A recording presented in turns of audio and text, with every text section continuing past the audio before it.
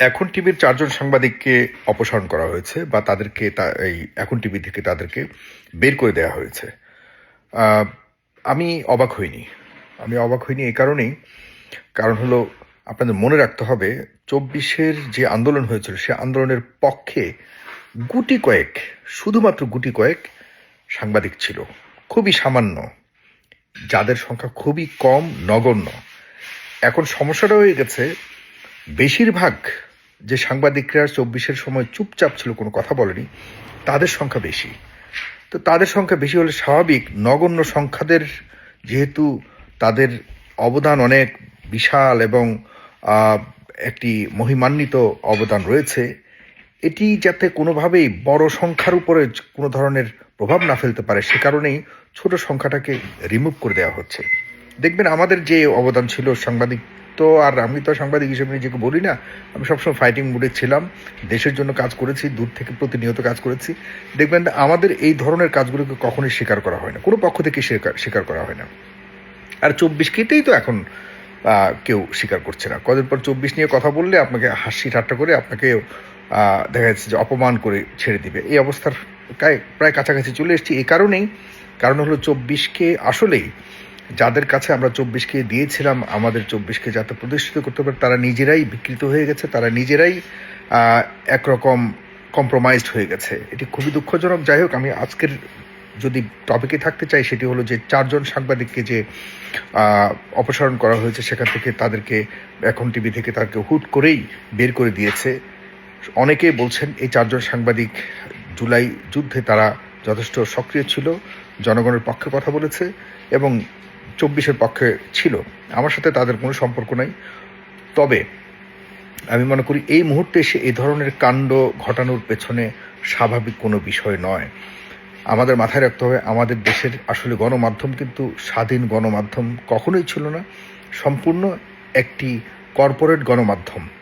মানে হলো ব্যবসায়ীরা গণমাধ্যমকে তাদের নিজেদের ব্যবসার স্বার্থে ব্যবহার করে, আর সাংবাদিক যারা ওই ধরনের হাউজে কাজ করে, ব্যবসায়ীদের এই টিভি চ্যানেল বলুন, বিভিন্ন নিউজ চ্যানেলে যারা কাজ করে, তারা একরকম লাঠিয়াল বাহিনী হিসেবে কাজ করে।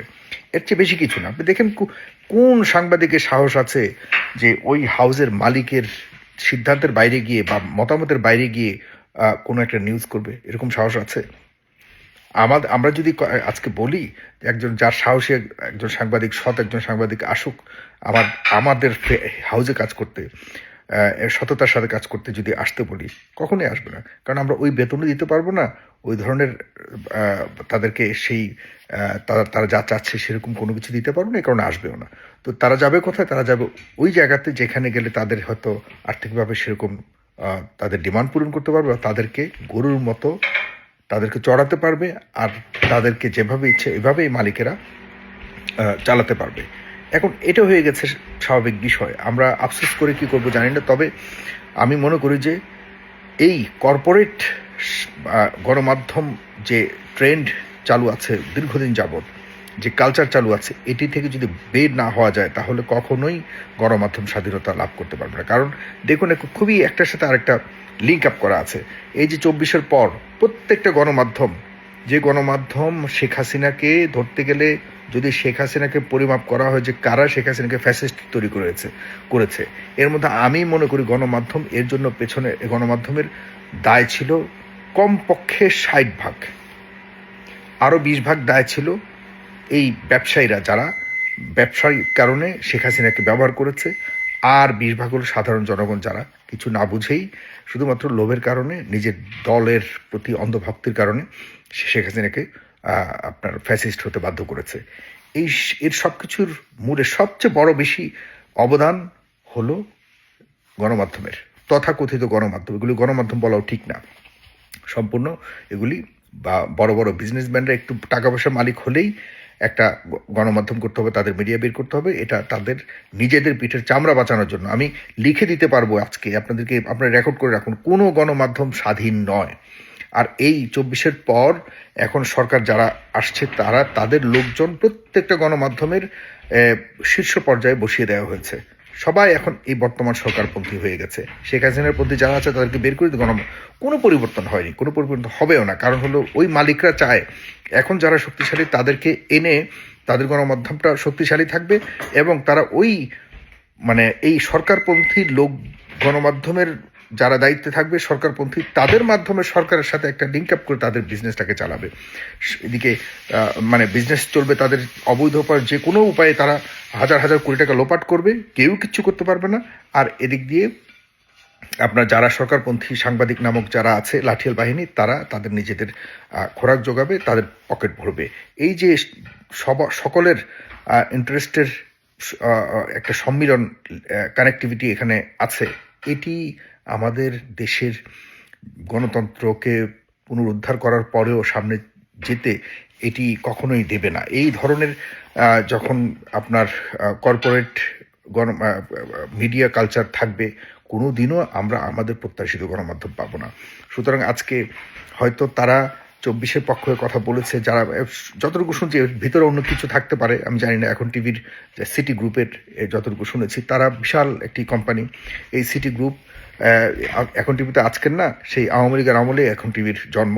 এখন এই সিটি গ্রুপের যারা মালিকানায় রয়েছে, তাদেরকে জিজ্ঞাসাবাদ করতে হবে তারা আসলে কেন এই সাংবাদিকদের বের করেছে, এখানে পেছনে অন্য কোনো কারণ রয়েছে কিনা। তবে যতটুকু গণমাধ্যমে সোশ্যাল মিডিয়ায় যতটুকু শুনতে পাচ্ছি যে তারা 24-এর পক্ষে লেখালেখি করেছিল বলে তাদেরকে বের করা হয়েছে। এটি যদি সত্যি হয়ে থাকে তাহলে কিন্তু গণমাধ্যম কোনোভাবেই আগামীর সময়ে স্বাধীন থাকবে কথা, আগের তুলনায় আরও ভয়ঙ্কর অবস্থাতে যাবে বলে আমি মনে করি।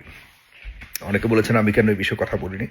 আমি অবজার্ভ করছিলাম যে আসলে কি হতে যাচ্ছে, একটু বুঝে শুনেই বলার চেষ্টা করছি। বাংলাদেশের যতগুলি গণমাধ্যম রয়েছে, আমি যখনই বলি যে কোনো কোম্পানির বিরুদ্ধে, যখনই যে তাদের স্বেচ্ছাচারিতা, তাদের কোম্পানির বিভিন্ন শ্রমিকদের উপর বিভিন্ন ধরনের স্বেচ্ছাচারী সিদ্ধান্ত যে চাপিয়ে দেওয়ার ব্যাপারে যখন আমি লেখালেখি করি, তখন অনেকেই কমেন্টের মধ্যে লেখেন যে আপনি চান এসব কোম্পানি বন্ধ হয়ে যাক, আপনি চান এসব বন্ধ হয়ে যাক, তাহলে আপনি একটা বানান নতুন কোম্পানি। আরে ভাই, এই চিন্তাভাবনা যতদিন থাকবে ততদিন পর্যন্ত আমাদের দেশের কোনোভাবেই মানে না মানবিক উন্নতি হবে, না আর্থিক উন্নতি হবে, না সামাজিক উন্নতি হবে, কোনোভাবেই না। কারণ আমাদের এই মানুষগুলি খুবই খারাপ।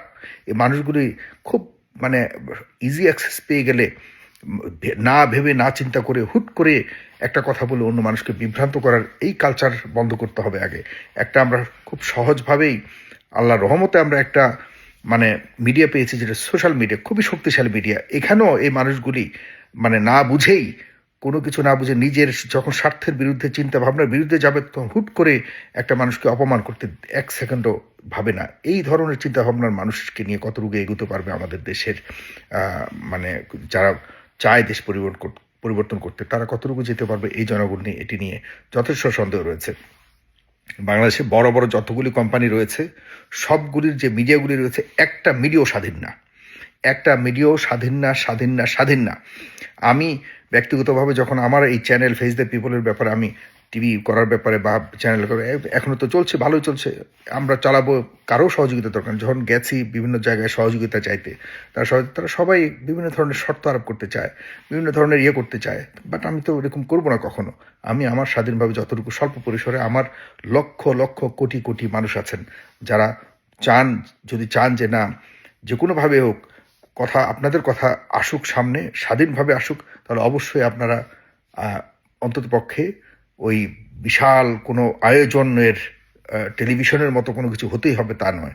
ছোট্ট পরিসরে যদি কেউ যদি সঠিক কথা বলে, তাদেরকে সাপোর্ট দিন, তাদের পাশে দাঁড়ান, তাহলেই সম্ভব। যেভাবে শেখ হাসিনার বিরুদ্ধে একটা ফ্যাসিস্টকে আপনারা পতন ঘটিয়েছেন এই সোশ্যাল মিডিয়ার মাধ্যমে, আপনাদের বিরুদ্ধে কিন্তু বাংলাদেশের তখন সবগুলি মিডিয়া গণমাধ্যম, সেই আমরা যাদেরকে মিডিয়া বলি, সেই মিডিয়া কিন্তু আপনাদের পক্ষে ছিল না।